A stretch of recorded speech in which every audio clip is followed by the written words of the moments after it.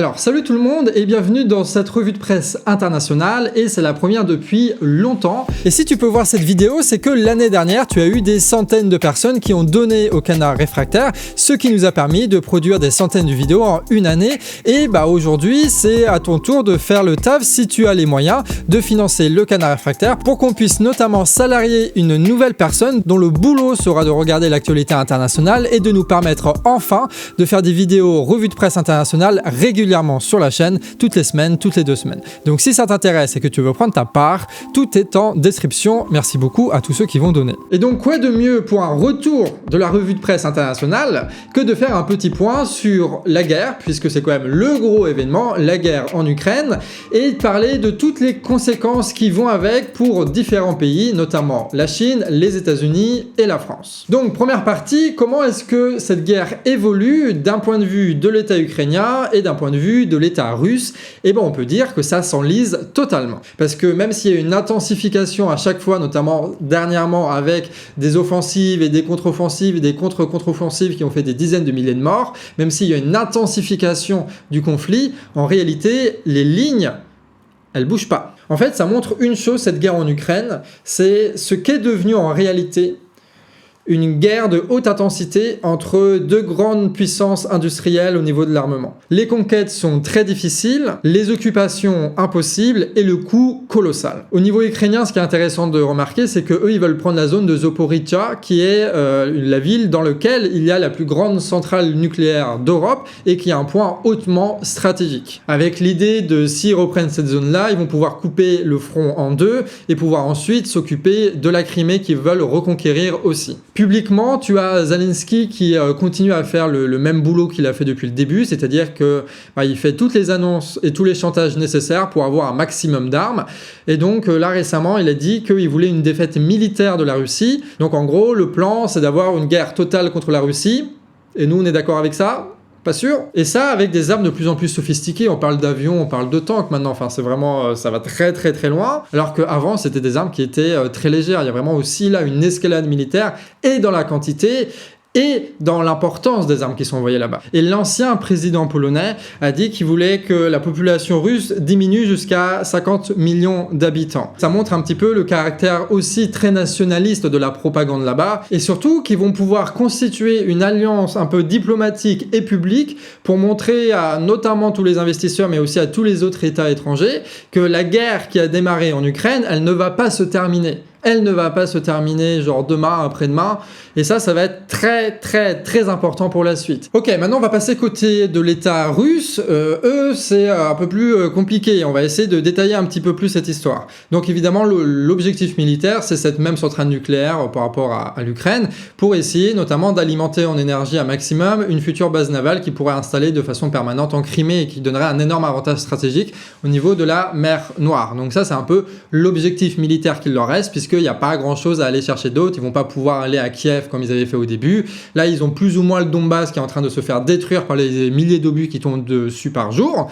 Et ça va pas aller plus loin, quoi. Au niveau politique, pour l'État russe, on a donc son représentant Poutine qui développe évidemment toujours plus un discours nationaliste. Donc un discours nationaliste, en gros, c'est tu parles de la Russie, de la grande Russie, et tu dénonces les autres qui seraient méchants, sans utiliser d'autres concepts que des nations qui s'affrontent ou des trucs un peu idéologiques, surfaits, exagérés, quoi. Sans parler des rapports économiques, sans parler des intérêts de telle entreprise, sans parler des impacts géopolitiques de tout ça. Tu restes vraiment à la surface des choses et tu dis la Russie contre l'Ukraine, la Russie contre l'Occident. Et évidemment, un discours toujours plus militaire, et ça pour justifier notamment les défaites qu'il y a en Ukraine, parce que tout est basé sur le fait que, en fait, il devait faire ça rapidement, il devait faire en sorte qu'il n'y a pas de mobilisation, il devait écraser l'adversaire, sauf que c'est pas le cas. T'as des milliers et des milliers de morts qui reviennent du front, là, toutes les semaines, tous les mois. Il doit expliquer à des familles que, ils perdent des proches en permanence, et pour ça, pour justifier ça, il faut toujours plus de discours nationalistes, parce qu'à un moment donné, tu vas pas dire, oui, on a fait ça pour l'intérêt des financiers, mes industriels, mes copains de Gazprom,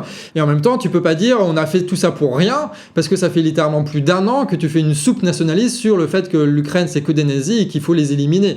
Donc si tu dis que l'Ukraine c'est des nazis, qu'il faut les éliminer, et tout l'Occident pareil, et qu'en fait t'arrêtes la guerre du jour au lendemain, en fait ça marche plus, ta légitimité elle est cassée. Donc en gros, plus il y a une défaite du côté russe, en tout cas une espèce de match nul là, et ben en fait, plus ils ont besoin d'un discours nationaliste pour essayer de se relégitimer, et plus il y a ce discours nationaliste là, plus ils sont obligés de s'enliser dans la guerre et ils ne peuvent pas l'abandonner. Et c'est un peu ça le cercle vicieux dans lequel se trouve l'État russe. Autre événement important, les commémorations vides, on en avait parlé avec Macron, là le 8 mai, il y avait absolument personne, tu vois.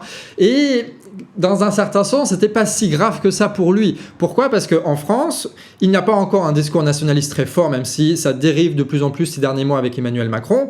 Mais surtout, on n'a pas de tradition militariste. Ce qui fait que la commémoration du 8 mai, c'est pas quelque chose, c'est pas une grande fête nationale sur lequel se repose le pouvoir. Tu vois, que Macron fête le 8 mai ou pas, enfin, je veux dire, la plupart on s'en fout, quoi. Nous, c'est la réforme retraite qui est important, tu vois. Et il est arrivé exactement la même chose avec Poutine. Il y avait une cérémonie militaire et nationaliste là aussi. Et là, il y a un détail important que j'ai oublié, que je vous rajoute en voix off. Cette cérémonie, en fait, elle sert à célébrer les morts russes de la Seconde Guerre mondiale qui ont libéré, selon eux, l'Europe des nazis, ce qui en partie vrai est très contestable, hein, quand tu regardes quand même ce qui s'est passé avant 42. Et cette célébration, elle était très importante dans la propagande qu'est en train de mener l'État russe en ce moment, parce qu'en fait, ils sont en guerre contre, selon eux, les nazis ukrainiens, et donc il y a une espèce d'écho qui se fait, tu vois, l'Ukraine, c'est les nazis, 2022, c'est 1942, et toute la propagande est basée là-dessus. Et donc, normalement, on aurait dû voir plein de gens qui brandissent des portraits de leurs proches morts sur le front actuellement en Ukraine, et faire référence encore plus fort avec tout ce qui s'est passé en 1942. Mais ils avaient tellement peur de voir que ces rassemblements mènent à des contestations, que cette propagande-là ne fonctionne plus dans la population, qu'ils ont décidé de prendre aucun risque. Il n'y avait que Poutine, un char, et puis personne d'autre. Et le fait que l'État russe soit obligé de mettre le pied sur une propagande aussi importante, ça en dit long sur l'état du pays. Sachant qu'il commence aussi à y avoir de sérieux problèmes au niveau de l'industrie russe.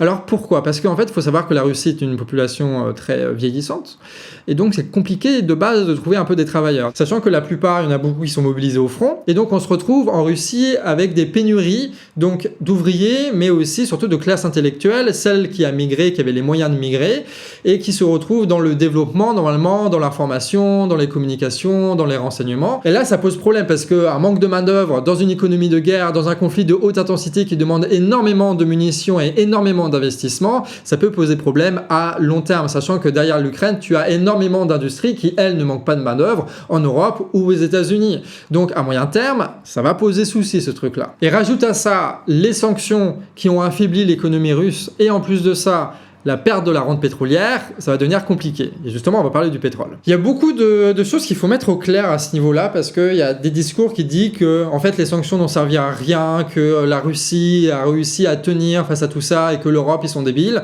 Alors, l'Europe sont débiles, ça c'est clair, l'Europe sont totalement débiles. Par contre, la question de la Russie est beaucoup plus subtile que ça. Il est vrai que dans un premier temps, notamment sur la question du gaz, ils se sont fait du pognon énorme, la Russie, parce qu'en fait, l'Europe ne pouvait pas se passer du gaz russe, donc malgré les sanctions, en fait, ils étaient obligés d'en apporter, et qu'avec l'explosion des prix sur la spéculation, parce que la guerre et parce que l'annonce des sanctions, en fait, Gazprom s'est fait des profits records, et c'est à peu près vrai aussi pour le pétrole. On avait fait une vidéo sur la Russie, d'ailleurs, il y a quelques mois, on avait dit que ça allait devenir très compliqué pour la Russie au moment où il va y avoir des sanctions contre le pétrole russe de la part de l'Union européenne, parce qu'en fait, l'Europe, c'est le premier largement client de la Russie au niveau du pétrole. Et quand on regarde les chiffres, comme vous pouvez voir, globalement, je ne sais pas si vous vous rendez compte, mais globalement, ça a largement été compensé au niveau des exportations. C'est-à-dire que tout ce qui était exporté en Union européenne, en réalité, ça a été exporté ailleurs, notamment en Inde ou en Chine, ce genre de choses. Par contre, si on pose la question de la valeur, c'est-à-dire le nombre de pognons qu'ils ont gagné en 2023 grâce à leur exportation de pétrole, ça se pète la gueule. Tu as moins 43% par rapport à l'année dernière. Tout simplement parce que, là j'allais dire un peu une bêtise, donc je refais une voix off pour être bien précis. Donc il y a eu la guerre en Ukraine, comme vous avez vu, il y a eu une baisse des importations de pétrole russe de la part de l'Europe, et du coup la Russie s'est retrouvée avec une immense quantité de pétrole qu'elle devait refourguer à quelqu'un, et il n'y a pas beaucoup de pays qui peuvent accepter à ce point une quantité de pétrole, si ce n'est l'Inde, parce que eux ils ont une énorme infrastructure de raffinage dans leur pays, et donc en gros ils ont acheté du pétrole brut, donc pas du pétrole raffiné, et du coup la Russie se faisait moins de marge, et en plus vu que c'était les seuls clients, ils ont pu négocier cargaison par cargaison avec un prix environ à moins 40%, et du coup l'Inde a revendu le pétrole qu'elle a raffiné elle-même en Europe.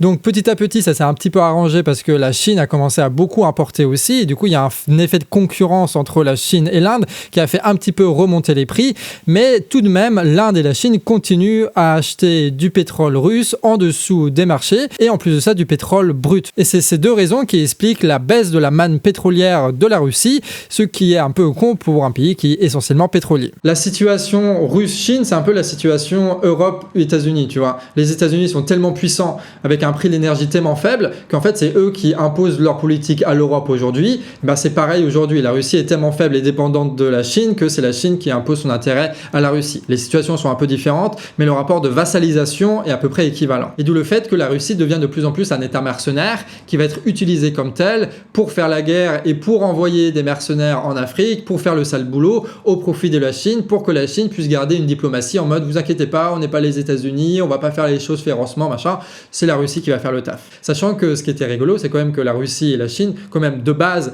étaient des adversaires géopolitiques, des adversaires économiques, parce qu'ils se partageaient les mêmes marchés en Afrique et se partageaient les mêmes marchés en Asie centrale, et que maintenant c'est la Chine qui est en train de tout prendre avec ses énormes institutions. Au niveau de la bourgeoisie russe, dans cette même vidéo au Canard, on avait fait cette théorie que la guerre avait été déclenchée dans une opposition entre deux bourgeoisies en Russie, donc ceux qui sont pro-Europe et qui vivaient en fait des accords commerciaux avec l'Europe, notamment sur les voitures ou les avions, ce genre de choses, et une bourgeoisie beaucoup plus mafieuse liée à l'État qui s'occupe plus des matières premières, de l'extraction de pétrole, de l'extraction de gaz et de l'armement, grosso merdo. Et ce qu'on peut voir, c'est qu'en réalité, la guerre a permis un énorme enrichissement précisément de cette bourgeoisie d'État. Pourquoi ? Parce qu'il y a eu une envolée du prix des matières premières, du gaz et du pétrole. Donc l'État mafieux russe réussit à se renforcer, à s'enrichir.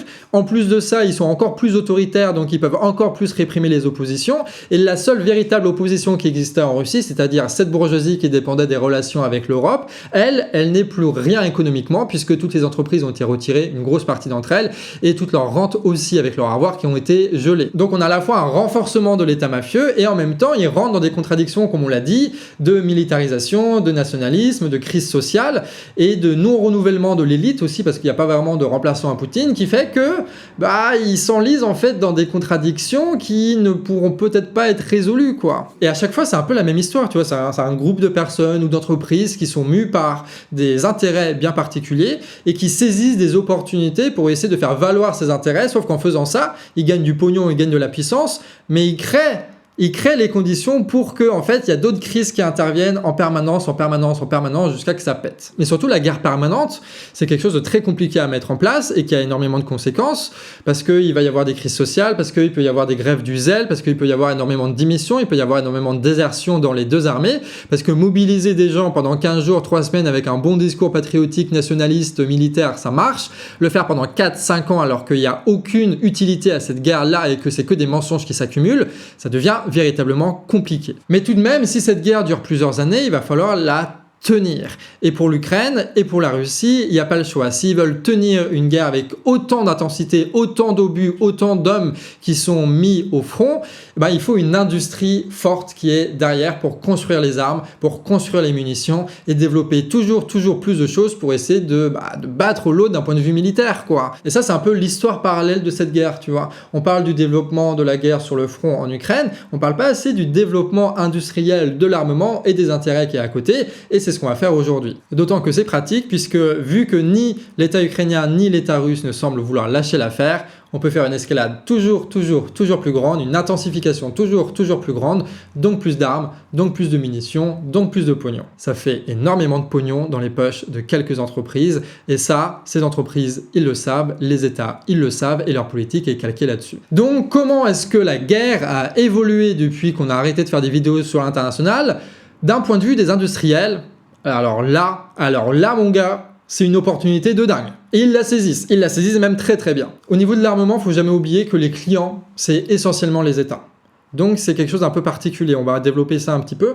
Et si on regarde les budgets militaires des différents États, on voit que ça explose, et pas depuis la guerre en Ukraine, ça a commencé avant. Entre 2016 et 2020, là je vous mets le graphique et je lis les infos, les pays qui ont le plus augmenté leur budget militaire en pourcentage, c'est la Lituanie, la Lettonie, qui a une culture très forte anti-russe aussi, avec une présence très forte de l'extrême droite là-bas, et l'Ukraine. Donc on voit déjà qu'il y avait une militarisation qui se mettait en place aux frontières de la Russie, parce que tout le monde sentait le truc venir, quoi, ça tombait pas du ciel. Donc pour financer les milliers et milliers d'obus, tu as l'Ukraine qui a décidé, avec la guerre, d'augmenter son budget militaire de 640%. Et si on cumule les aides militaires que l'Ukraine reçoit de la part des États-Unis essentiellement, et leur budget militaire, ça équivaut en fait au budget militaire russe. Et ça, c'était valable genre il y a quelques mois, et maintenant c'est un peu différent parce qu'on a appris que l'État russe veut plus que doubler son budget militaire, au prix évidemment d'énormément de redistribution des richesses dans sa population, donc de misère et de pauvreté qui peut provoquer des crises. Ce qui est marrant pour l'Ukraine, c'est que à la base, vous savez peut-être que c'est une des plaques tournantes du trafic d'armes, l'Ukraine, avant la guerre qui s'est passée là-bas. Et donc là, on apprend par exemple sur des enquêtes qu'on retrouve des armes envoyées en Ukraine, au Tchad par exemple. Donc les armes qui sont envoyées là-bas servent pour le front et servent aussi pour le trafic et qui vont permettre à des groupes militarisés dans plein de pays d'Afrique de foutre le bordel pour essayer de gratter des exploitations ou des conneries comme ça. Et tu as plein d'autres pays de l'Europe de l'Est aussi qui commencent à une sérieuse militarisation depuis la guerre. Donc on a l'Estonie qui a augmenté de 88% son budget militaire, la Finlande 36%, la Lituanie 27% et la Suède 12%. Si je vous dis ça, c'est pour bien que vous vous rendez compte que c'est pas juste une guerre de front. Il y a une militarisation mondiale qui est en train de se passer et qui est massive. Et la Pologne alors, la Pologne, intéressant la position qu'ils sont en train de prendre. Ils ont augmenté de 11% leur budget militaire avec l'ambition de devenir la première armée de terre d'Europe. Donc là, encore une fois, on disait militarisation un petit peu, les pays, les sunnis, machin. Là, c'est plus que ça. Mec, ils veulent forger une immense armée. Et évidemment, en Pologne, c'est un bon pouvoir nationaliste, patriote, tout ça, qui défend les intérêts de la Pologne. Et ils se retrouvent donc à sucrer toutes les répartitions de richesses qui existaient, qui permettaient aux gens de survivre, pour financer l'armée et pour financer l'achat massif d'armes états-uniennes, pour récupérer un peu de pognon, pour récupérer un peu de sécurité, pour récupérer un petit peu de privilèges.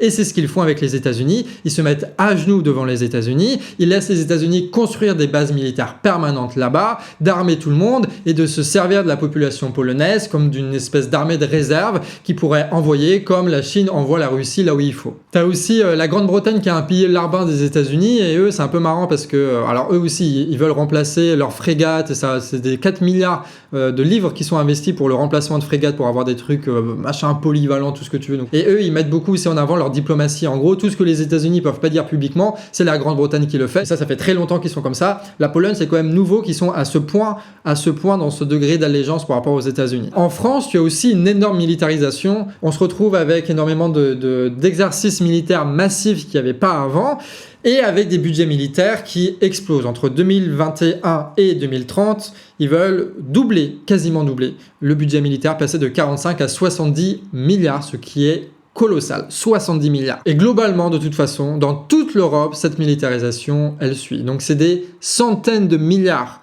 de budgets d'argent public qui sont dédiés à financer la guerre, financer les armements, financer les munitions, financer le développement. Et donc qui vont se retrouver en grande partie dans des industriels, et pas n'importe lesquels, des industriels de l'armement, et il n'y en a pas beaucoup puisque c'est quasiment des situations de monopole avec des immenses entreprises qui produisent tellement à un tel niveau de perfectionnement qu'il n'y a pas grand monde qui peut suivre derrière. D'ailleurs, précision, quand nous on dit monopole, on parle de tendance monopolistique, c'est-à-dire que plus ça va, moins il y a d'entreprises qui arrivent à fabriquer des armes toujours plus perfectionnées à un tel niveau de production, quoi. Mais il n'y a pas pour autant juste un seul monopole, par exemple, qui fait des avions de chasse. Il y en a aux États-Unis, tu en as chez Dassault, tu vois, en France, qui font ça. Et donc, en gros, on se retrouve dans une situation où tu as l'État qui est la représentation un peu de la bourgeoisie nationale, qui va essayer de défendre son industrie, c'est-à-dire ses bourgeois, ses industriels, en finançant le développement de nouveaux avions et la production à maximum d'avions pour que les autres pays qui veulent des avions achètent les Dassault plutôt que ceux états-uniens ou inversement. Et donc là, on se retrouve dans une surenchère permanente de subventions pour que ce soit son entreprise militaire qui gagne des marchés par rapport aux autres parce que, évidemment, avec les centaines de milliards, les marchés se développent. L'Inde, vous connaissez aussi la pertinence de l'État indien, enfin les dirigeants de l'État indien sont un peu des tarés.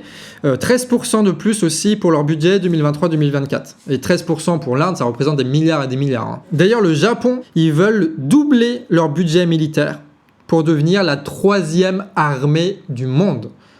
Avec évidemment, faut se rendre compte, militairement, le Japon, c'est les États-Unis. C'est pareil, d'accord? Le Japon est une base militaire états-unienne. Pour faire ces vidéos, vous savez, on épluche un peu la presse. C'est à celle d'Information Ouvrière qui est assez intéressante parce que c'est un des rares journaux justement qui fait un peu de l'actualité au niveau des alliances notamment. Et donc là, il parle d'un article sur l'alliance entre la Corée du Sud et les États-Unis. Et donc ça s'appelle le ROK-US. Et ce qui est intéressant avec ces contrats, et là vous allez voir que on va commencer à développer un peu tous ces sujets, c'est que quand tu as la Corée du Sud et les États-Unis qui font un contrat comme ça, c'est pas que sur l'armement. Alors il y a sur l'armement des contrats avec des ventes d'armes, des contrats aussi de bases militaires et de protection nucléaire par rapport à la Corée du Nord. Donc encore là, une escalade militaire au niveau de la Corée du Nord, c'est un des points chauds. La Corée du Nord, Taïwan, Iran, c'est un peu les 3 points chauds. L'Ukraine maintenant, mais ça va péter quoi. Ce qui permet d'ailleurs aux États-Unis d'avoir des bases militaires très proches de la Chine, comme ils ont énormément de munitions et de bases militaires au niveau du Japon. Mais il n'y a pas que l'armement, tu as aussi des industries qui n'ont rien à voir avec l'armement. Tu as aussi des technologies qui sont là-dedans. Et donc en fait, on se rend compte que la guerre, c'est aussi un moyen diplomatique pour que les États puissent négocier des contrats pour les industriels de l'armement, mais aussi pour étendre ces marchés pour ces autres monopoles, qui soient énergétiques, qui soient technologiques, qui soient chimiques, etc., etc. Là, je fais bien attention de dire etc., etc., pas abuser. Mais évidemment, en termes d'augmentation du budget, on n'a pas parlé du plus gros, les États-Unis, principal largement exportateur d'armes dans le monde, qui a le plus intérêt donc à voir que les budgets explosent un petit peu partout. Eux, ils vont voter un budget, c'est fait, de 835 milliards de dollars pour une année. Et si on fait le cumul, c'est des centaines et des centaines de milliards d'augmentation de budget militaire dans tout le monde, sachant que les principales, là aussi largement, entreprises d'armement qui sont capables de fournir en masse des armes, en masse des munitions, en masse des chars, ce sont les États-Unis. Donc c'est eux, ces entreprises-là, qui vont récupérer une immense partie de ces centaines de milliards qui sont débloqués d'argent public, évidemment, d'argent public. Rien qu'en 2022, ils ont augmenté leur vente d'armes de plus de 50%. Et on parle des premiers exportateurs d'armes. Ça représente là des centaines de milliards, tout comme l'augmentation du prix du pétrole et le chantage que les États-Unis font à l'Europe au niveau de l'énergie a permis à ces multinationales de pétrole de se faire là aussi des centaines de milliards de bénéfices. Et quand tu as la Maison Blanche, Biden, qui va en Australie, qui va au Japon, qui va en Corée, qui va dans les pays du Moyen-Orient signer des contrats d'armement, c'est autant de marchés sécurisés pour l'industrie. Si on sait que le Japon veut devenir la 3e armée du monde, si on sait qu'ils n'achèteront jamais chinois, si on sait que c'est réservé pour les États-Unis, et si on sait qu'il y a des milliards et des milliards qui sont effectivement débloqués, ça veut dire que les industriels peuvent investir quelques milliards pour une production, pour des usines, en sachant pertinemment qu'ils vont gagner le double, le triple, le quadruple de leur investissement, tout simplement parce que l'argent, il est déjà là, négocié comme il le faut par Joe Biden.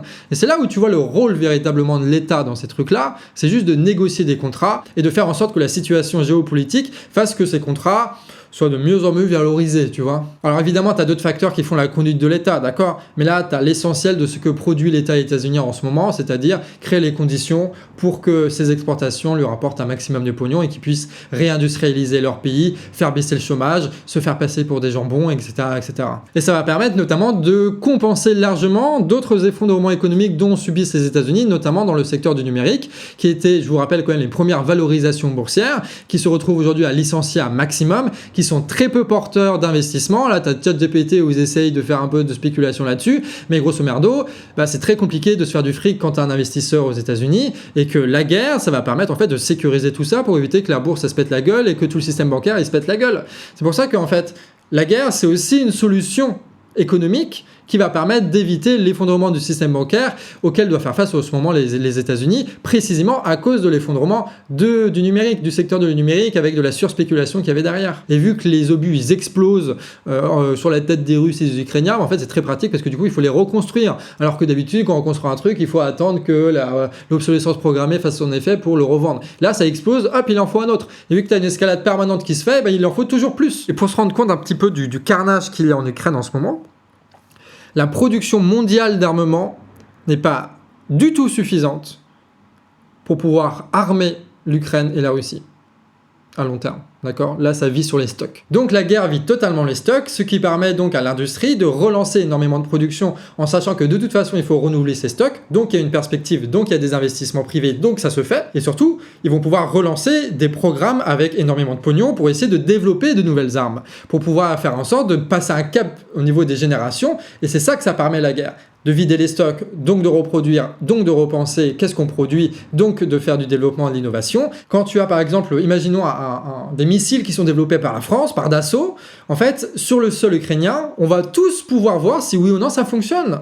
Et donc les États qui hésitaient, ils vont pouvoir voir les tests grandeur nature, ils vont voir qu'en fait ça détruit bien les Russes et que c'est cool, et du coup ils vont en acheter.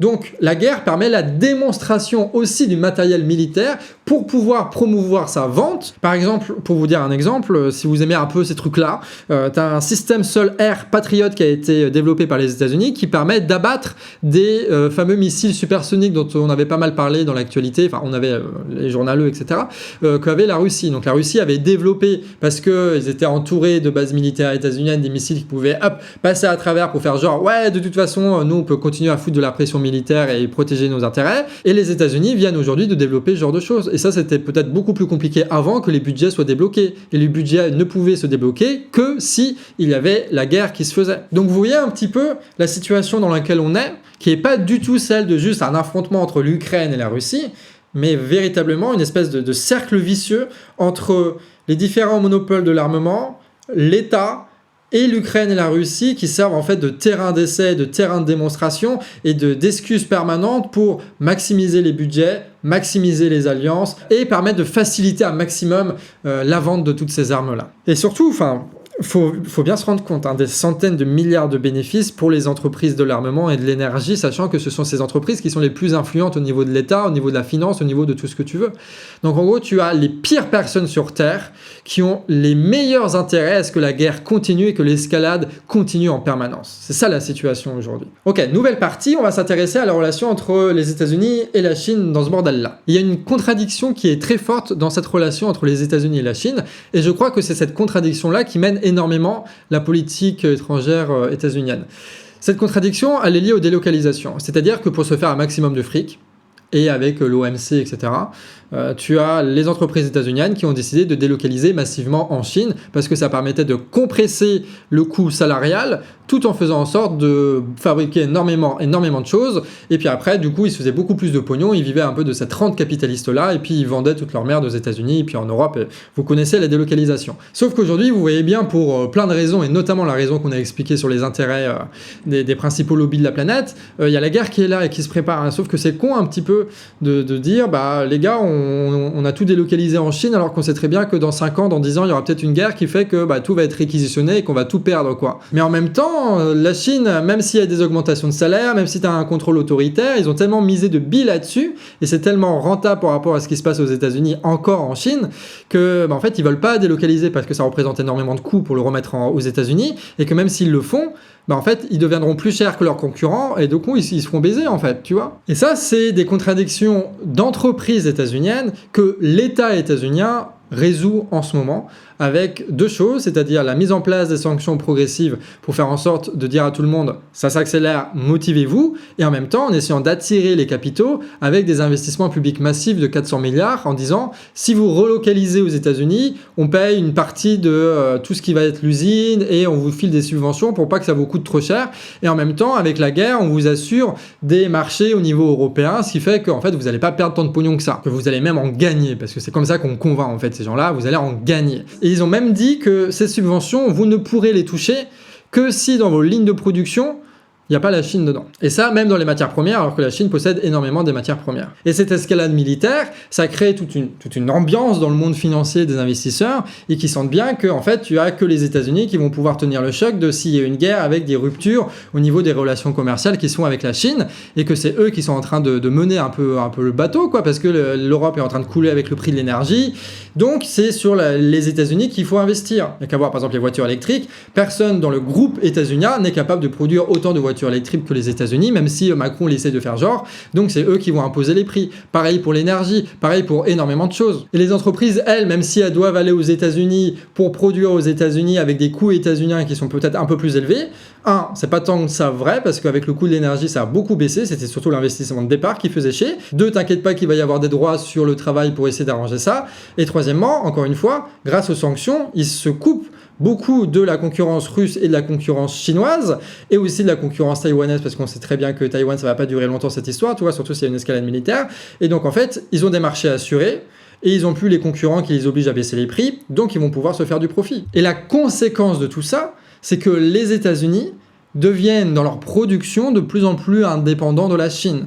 Et que la chose qui nous protège le plus de la guerre entre les États-Unis et la Chine, c'est l'interdépendance de leur économie. Le fait que la Chine produise énormément pour les États-Unis et un peu vice-versa. Et c'est ça la subtilité qui est un peu importante, je trouve. C'est pas tant que genre les États-Unis et la Chine vont faire la guerre et veulent faire la guerre. C'est juste que les marchés sont tellement saturés et les marchés tellement concurrentiels que les États doivent intervenir et que cette intervention-là, concrètement, ça fait qu'il faut une escalade militaire et une indépendance des différentes économies, donc aller de plus en plus vers la guerre. C'est pas la guerre en soi qui les intéresse, mais plutôt tout ce qui accompagne la marche vers la guerre, parce que ça représente des profits énormes pour leur industrie et la libération de marché. Et tu as eu Arnaud Montebourg qui a fait une intervention à l'Assemblée nationale. Et il a parlé d'ITARisation. Alors, ITAR, c'est quoi? C'est un catalogue avec des milliers de références où tu retrouves énormément de marchandises qui sont produites par les États-Unis, essentiellement au niveau de l'armement. Et donc, en gros, les États-Unis, eux, se disent si quelconque pays sans notre autorisation utilise une de ces marchandises dans la production de ces armes, eh ben, on se donne le droit, tout seul, de faire des sanctions contre ce pays-là et donc d'arrêter son développement. Les sanctions, c'est ce qu'ils font à Cuba, par exemple. En gros, ils disent n'importe quelle entreprise du monde, si vous commercez avec eux, vous foutez pas les pieds aux États-Unis, vous n'utilisez pas nos banques et on vous saisit tout et on vous empêche de vivre en fait et de commercer avec qui que ce soit d'autre. Et donc ce chantage financier permet aux États-Unis aussi de réduire la concurrence parce que même si la Chine il a réussi à le mettre dans un coin avec les sanctions, il reste quand même, tu as des énormes vendeurs d'armes en Europe, notamment la France, et donc c'est important pour eux de limiter le développement du marché de l'armement en France alors qu'il y a une énorme opportunité avec les budgets pour vendre des rafales et des conneries comme ça. Et donc à coup de sanctions avec cette itarisation, comme Montebourg appelle et dénonce au niveau de l'Assemblée nationale, avec cette itarisation, ça leur permet de faire des sanctions et de limiter à maximum le développement de leurs concurrents. C'est pour ça en fait il n'y a pas vraiment d'alliance, tu vois.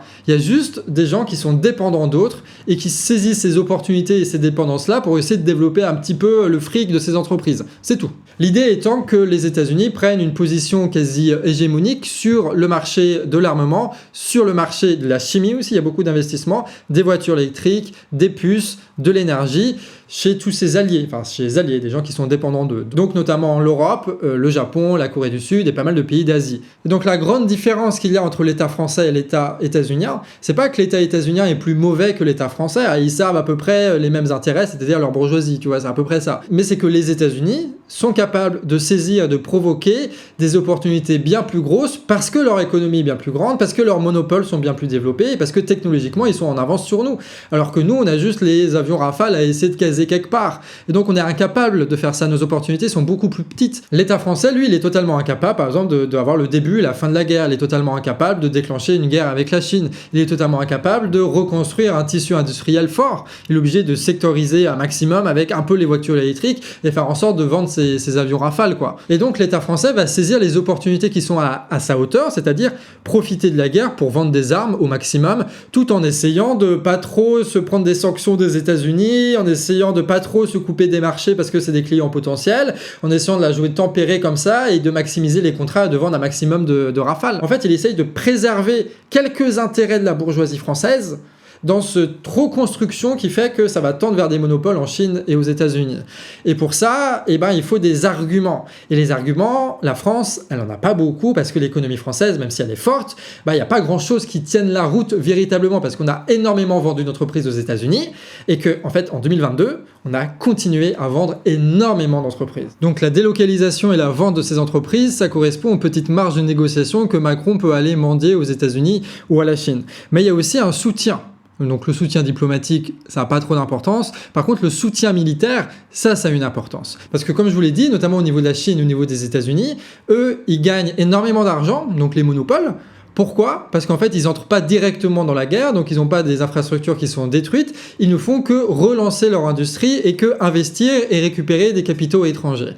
Donc tant qu'il y a le maintien d'une guerre qui est indirecte pour eux et qu'ils peuvent juste se servir pour essayer de dynamiser tout ça, c'est une bonne chose. Par contre, comme je vous l'ai dit, la guerre en Ukraine, elle est tellement violente que c'est pas sûr que ça puisse tenir des années et des années, alors que la Chine et les États-Unis, ils ont besoin de des années et des années pour relancer leur industrie, pour étendre leur marché, parce qu'ils profitent énormément de cette situation. Donc à un moment donné, si la guerre doit continuer pour que les conséquences de cette guerre bénéfique pour les monopoles puissent continuer, il faut qu'il y ait d'autres armées qui rentrent là-dedans, dans l'équation. Et l'armée française peut servir à ça, peut servir à être une chair à canon qu'on envoie pour que la guerre se maintienne sans que les États-Unis ou la Chine rentrent directement à l'intérieur. Et c'est pour ça d'ailleurs que le Japon veut autant se militariser, c'est pour ça que la Pologne veut autant se militariser, ils veulent autant embaucher de nouveaux soldats. Il y a quand même des signes qui montrent qu'il y a une guerre qui se prépare et que la Chine et les États-Unis n'ont pas intérêt à ce que cette guerre, ce soit eux qui la mènent directement, et c'est eux qui décident, et c'est eux qui ont les moyens de pression. Donc c'est pas une hypothèse qui est envoyée en l'air, tu vois, ça correspond à quelque chose de réel. Après, ça veut pas dire qu'on va envoyer des soldats français au front en Ukraine et se faire détruire comme ils sont en train de se faire détruire les soldats ukrainiens et les soldats russes. Ça peut passer par d'autres formes d'intervention, mais en tout cas, c'est un scénario qui est largement envisageable et qui explique la militarisation. Et là, ce qui est intéressant, c'est que cette augmentation de budget de l'État français, en fait, il se fait pas avec l'argent de l'État français. Ils ont pas de thunes, l'État français, tu vois. Il y a rien dans les caisses parce qu'ils sont en déficit permanent, parce que c'est des très très mauvais gestionnaires et qui font peut-être un peu exprès d'ailleurs. Donc ils empruntent sur les marchés financiers. Et là, on va pouvoir reboucler sur peut-être une information que tu as vu passer, la baisse de la notation de la France par une entreprise états-unienne, par les États-Unis. Enfin, je veux dire, qui peut croire un seul instant que les agences de notation qui décident du taux d'emprunt des différents pays soit quelque chose d'indépendant, tu vois, soit quelque chose... Ben non, évidemment que c'est les États-Unis qui gèrent ça, c'est la bourgeoisie états-unienne qui gère ça. Enfin, l'État états-unien est suffisamment puissant pour gérer ce genre de choses. Donc, en gros, ils ont décidé de baisser la note de la France, alors qu'ils auraient pu baisser la note de tout le monde parce que c'est un peu le bordel, mais ils ont décidé la note de la France. Et ils ont fait ça, non pas parce que Macron, il défend nos intérêts, mais parce qu'il défend les intérêts des industriels français qui sont en concurrence avec les industriels états-uniens. Et donc, il fait ça en sorte de casser les moyens d'emprunt de la France pour pouvoir empêcher les subventions massives, pour faire en sorte que ce soit que les entreprises états-uniennes qui aient ces subventions massives et que par jeu de concurrence, c'est eux qui l'emportent sur la France et que les marchés français d'exportation d'armes passent donc de la France, de Dassault et compagnie aux entreprises états-uniennes. Donc en gros, c'est juste que Macron, il fait une politique qui n'est pas alignée sur les États-Unis. Et c'est pour ça qu'il se fait sanctionner. Et pourtant, il fait de la merde. C'est ça qui est fort avec Macron. C'est pour ça qu'il ne faut pas confondre le non-alignement qui se ferait pour des raisons humanistes, socialistes, internationalistes, tout ce que tu veux, et un non-alignement qui se fait juste par opportunisme pour essayer de maintenir les marchés. C'est exactement ce que fait Macron. En fait, c'est une question d'opportunité. C'est vraiment ça l'important, une question d'opportunité. Il faut arrêter avec les trucs idéologiques de... Évidemment, les dirigeants états-uniens, c'est des tarés. Évidemment, les dirigeants français, c'est des tarés. Évidemment, les dirigeants russes et chinois, c'est des tarés. C'est tous des tarés, ces gens-là, d'accord? La question, c'est de savoir dans quelle position ils sont, quelle opportunité ils sont en train de saisir et comment est-ce qu'ils essayent de développer un peu leur intérêt. Et pour finir cette partie, on va parler de la Chine et c'est quelque chose qu'on n'identifiait pas, nous, au Canard, au début qu'on a commencé à faire cette fiche et qu'on a un peu découvert et que du coup on va vous expliquer. C'est que la Chine, c'est un très gros fabricant et exporteur d'armes, beaucoup plus que ce qu'on pensait. Je pensais que c'était les États-Unis, la France, la Russie, j'avais pas en tête, tu vois, la Chine. Et pourtant, c'est un des premiers exportateurs d'armes au monde. Donc évidemment, tu as les États-Unis, et eux, ils sont entre la 2e et la 3e place avec la France. Bon, ils se battent un petit peu, tu vois. Pendant longtemps, l'industrie de l'armement au niveau de l'exportation, elle se concentrait sur quelques pays. Ils ont notamment militarisé à fond le Pakistan. Et ça représentait des milliards et des milliards, et énormément des exportations, ça partait là-dedans. Mais depuis quelques années, le nombre d'exportations a explosé, donc vous pouvez voir les graphiques, ça a énormément augmenté, et le nombre de leurs clients aussi, ils sont en train d'aller dans énormément des marchés africains, dans des marchés sud-américains, dans des marchés au Moyen-Orient. Et ça grâce à des énormes industries militaires qui sont de plus en plus nombreuses, année après année, à être dans le top 25 des plus grosses industries au monde d'armement. Il n'y a pas que les États-Unis, maintenant tu as les États-Unis, la Chine et quelques entreprises, soit russes, soit françaises, et tu n'en as pas grand-chose d'autre en fait. Et ce qui est intéressant, c'est que la Chine, quand ils viennent donner un petit coup de coude comme ça au président africain, en fait, c'est que derrière les opérations militaires, avec la vente d'armes, avec la présence de l'armée chinoise, avec parfois des concessions de ports, ce genre de choses. En plus de ça, tu as aussi des contrats économiques très forts qui se mettent en place. Parce que la Chine est le premier partenariat commercial avec l'Afrique et que c'est un des énormes enjeux de cette guerre, c'est le repartage de l'Afrique parce que la Chine est devenue beaucoup trop forte dans son impérialisme. Et ce que nous on appelle impérialisme, c'est le fait que des entreprises nationales viennent conquérir des marchés étrangers et que l'État l'aide à faire ça. Donc par exemple, la France faisait énormément ça en Afrique et ils se font dégager petit à petit par la Chine et la Russie. Et cet impérialisme-là, il est différent de l'impérialisme états-unien qui a été mis en place avec le FMI, qui consistait à capter un maximum de capitaux, à faire écrouler les pays sous la dette et à faire de la guerre si ça allait pas, tu vois, et à soutenir à fond les dictateurs qui étaient pour eux. La Chine, c'est un peu le même délire, mais pas vraiment, parce qu'en gros, eux, ils ont surtout un gros problème, non pas au niveau de leur investissement, parce que leur capitalisme financier est en train de se développer, ils sont en train de faire des fusions-acquisitions, donc les financiers peuvent se faire du fric encore en Chine, ça ne déborde pas trop à l'étranger, même si ça commence sérieusement à le faire, hein, ils font énormément d'emprunt aussi aux pays africains, mais surtout l'urgence pour eux, c'est de calmer un peu leur crise de surproduction. Donc une crise de surproduction, c'est quand un système économique est fait tel que, en fait, ils sont obligés de produire toujours plus, sinon ça se pète la gueule. Un peu avec l'immobilier en Chine, tu as peut-être vu ces images de villes fantômes. Donc en gros, il y a un système de crédit très particulier en Chine qui fait que les entreprises chinoises de construction sont obligées à constamment de faire des projets, jusqu'à faire des villes comme ça énormes où il n'y a personne dedans, les détruire pour en reconstruire une, parce qu'il faut toujours un maximum mobiliser les gens.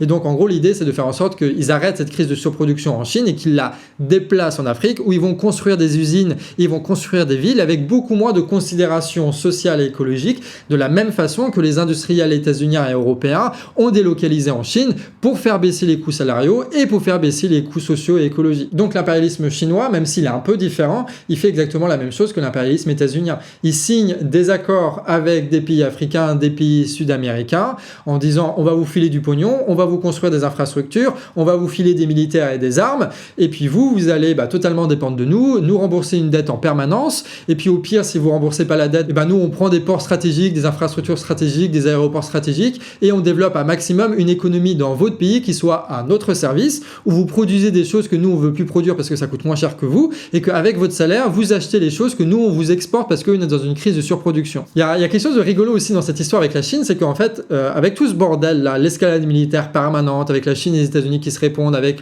l'Ukraine et la Russie qui se répondent, avec l'Europe qui va à fond, donc tu as ce truc là où tu as l'augmentation des budgets. Mais quand tu as une augmentation à ce point-là des budgets, en fait, les gens, ils peuvent un peu acheter ce qu'ils veulent. C'est pour ça qu'il y a des sanctions, comme je vous disais, pour faire en sorte que les Européens achètent états-uniens et pas chinois. Mais au niveau Afrique, c'est beaucoup plus compliqué que ça. Pourquoi ? Parce que en fait, les Africains, ils sont moins dépendants des États-Unis un peu, surtout qu'ils peuvent jouer la concurrence avec la Chine en disant écoute, nous on est endettés au FMI, mais on peut passer du côté de la Chine si toi tu résous ce problème de financement. Et ça marche, tu vois. Il n'y a pas de dépendance énergétique ou de dépendance diplomatique ou de dépendance technologique aussi forte qu'il y a entre les États-Unis et l'Europe. Ce qui fait que la Chine profite, elle aussi, de ces opportunités et de la guerre et de l'augmentation générale des budgets de l'armement pour pouvoir s'accaparer des marchés en Afrique, notamment parce que les États-Unis sont incapables de produire suffisamment d'armes pour répondre à tous les appels.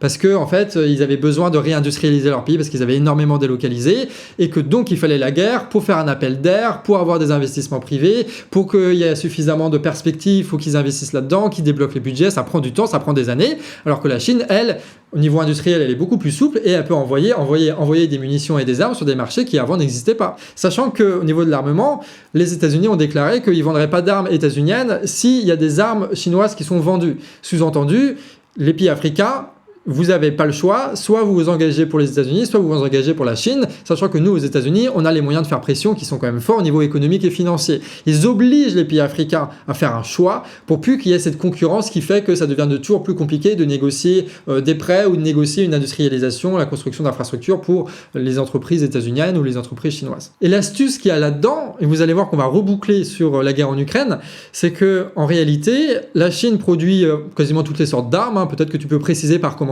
si tu t'y connais particulièrement où est-ce que la Chine est très forte et où est-ce qu'elle est plus faible. Mais en gros, elle développe aussi beaucoup d'armements haute technologie, de haute qualité, des trucs de lance-missiles, bon je m'y connais pas trop, mais des trucs vraiment hype, tu vois, sur lesquels il faut avoir absolument confiance sur le matériel, sauf qu'il n'a jamais été testé sur le terrain parce que la Chine n'est pas officiellement en guerre et n'a pas pu officiellement tester ces trucs-là. Donc en gros, les États africains, ils se disent « Ok, nous on a besoin de lance-missiles hyper perfectionnés, sauf qu'il faut choisir entre la Chine et les États-Unis, mais la Chine, on n'a pas confiance parce que ce matos-là n'a jamais été utilisé, donc on va prendre les États-Unis. » Et c'est comme ça que les États-Unis essayent de forcer les pays africains à acheter états-uniens. Ça ne veut pas dire que ça va marcher, mais c'est ça leur stratégie. Et donc pour résoudre ce problème-là, la Chine a une solution, c'est de tester le matériel sur le terrain et voir ce que ça donne. Et donc c'est possible de voir, pas maintenant, mais peut-être plus tard, par une confrontation sur un autre terrain, donc que ce soit en Corée du Nord, en Ukraine, en Taïwan ou alors en Iran, de voir du matériel haute technologie chinois qui soit testé justement pour permettre aux industriels chinois de pouvoir vendre ces armes-là à plusieurs milliards et ça représente un marché qui est colossal. Sachant que si la Chine fait ça et rentre en guerre, eh ben, ça va donner encore plus de motivation aux pays pour augmenter leur budget militaire, ça va donner encore plus de perspectives longues que la guerre va durer pour les industriels qui vont du coup pouvoir investir, faire des appels d'air et c'est reparti encore une fois dans une boucle où tout le monde se militarise de plus en plus, où des armes circulent de plus en plus et tout devient un petit peu hors de contrôle. Et tout ça va avoir ce qu'on appelle nous une tendance monopolistique, cette augmentation de la production, parce que qui est capable de produire des armes pour plusieurs conflits de haute intensité qui se passeraient partout dans le monde? Personne n'est capable de faire ça, à part les immenses monopoles industriels qui peuvent se développer et copier leurs usines un petit peu partout en espérant que l'État donne suffisamment de subventions. C'est pour ça que chaque État essaie de saisir les opportunités pour que Dassault essaie de récupérer des marchés, mais en réalité, c'est les États-Unis et la Chine parce que ce sont les deux grosses puissances industrielles et financières qui vont réussir à mettre en place une économie de guerre suffisante pour soutenir le rythme et donc s'accaparer tous les marchés et devenir encore plus monopolistique. Et surtout, ce qu'on voulait préciser, c'est que du coup, c'est pas juste une guerre entre la Russie et l'Ukraine, c'est tout le monde entier qui est en train de se militariser et qui est rentré dans cette boucle infernale où plus de militarisation amène encore plus de militarisation, amène dans des situations où la guerre devient de plus en plus possible jusqu'à un moment où hors de contrôle, ça pète, ou alors ça devient tellement profitable de faire la guerre, de continuer la guerre, d'augmenter encore les intensités de production, que la guerre va un jour se déclencher, quoi. Alors, quelle conclusion donner à tout ça ? Eh bien, c'est compliqué de voir clair là-dedans. C'est clairement compliqué et c'est encore plus compliqué de prévoir ce qui se passe. D'autant que c'est tentant de dire des choses, par exemple, on va à la guerre. C'est pas exactement ce qui se passe. Donc déjà, dans le partage du monde, tu as deux entités, deux empires qui sont en train de se constituer, de se renforcer, de se renfermer sur eux et devenir de plus en plus indépendants les uns des autres.